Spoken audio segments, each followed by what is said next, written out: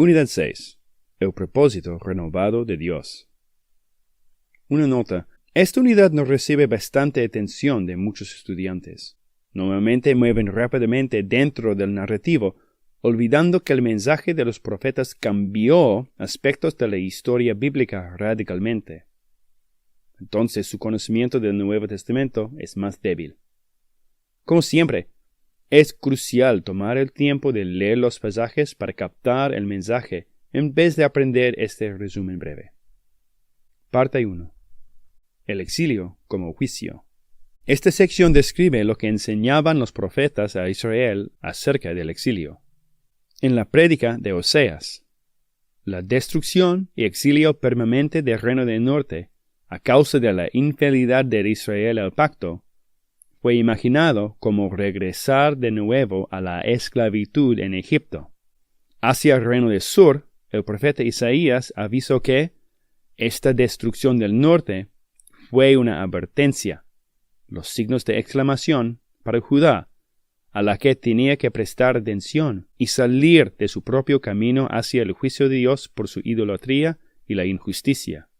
También al sur, Jeremías avisó que los reyes del sur no fueron reyes fieles, fueron pastores falsos, y por eso su confianza en la presencia del templo y el rey de Dios como una garantía contra el juicio era un exceso de confianza. Parte 2. El patrón de la restauración. Jeremías 31, 8 a 14. Los profetas no solo hablaban de las causas por el juicio de Dios, sino la restauración del pueblo de Dios también. A causa de su fidelidad a sus promesas, Dios prometió salvar su pueblo, pero en una manera más grande que un regreso a lo que había antes.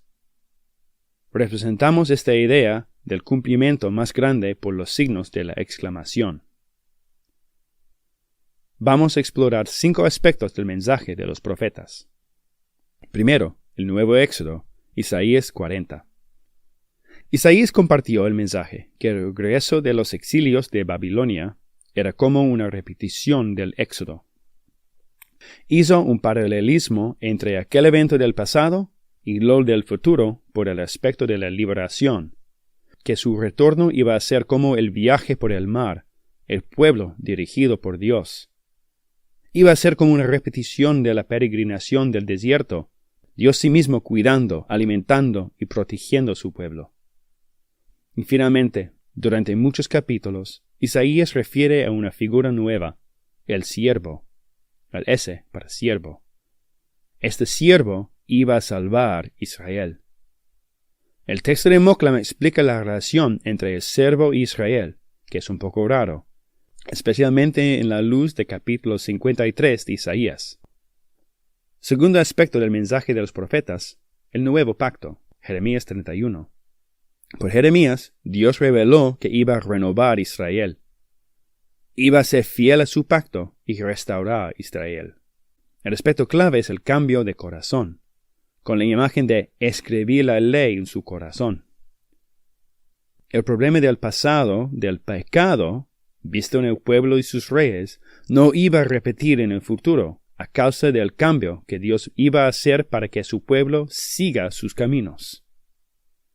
Tercero, el nuevo rey, Isaías 11.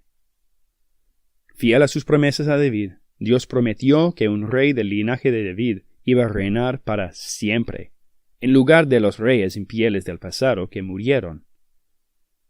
Su reino sobre Israel sería un reino con la armonía y la paz del huerto de Edén. Este rey reinaría con la justicia de Dios, y que habrá una relación íntima entre Dios y este rey del linaje de David. Aspecto 4. Una nueva creación.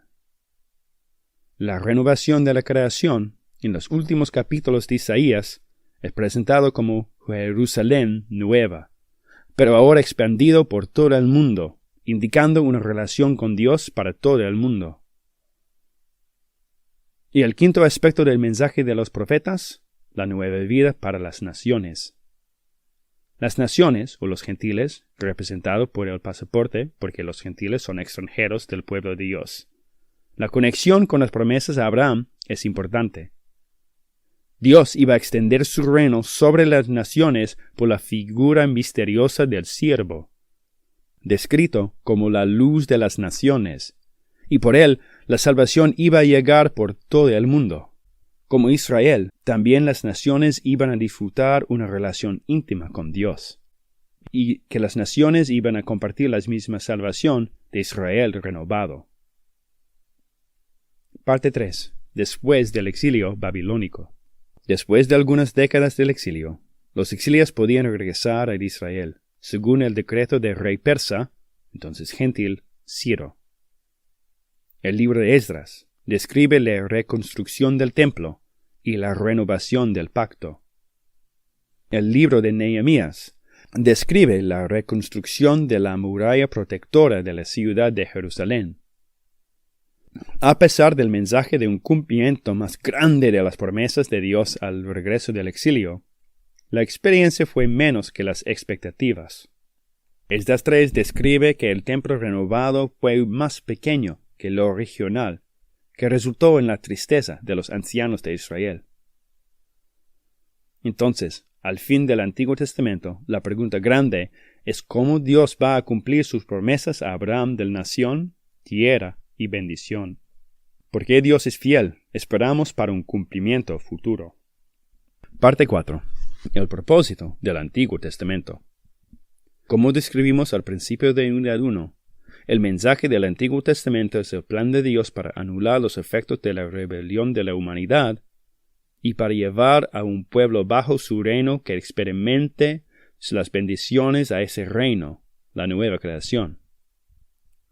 La nación de Israel como pueblo especial de Dios fue el patrón, a pesar del pecado.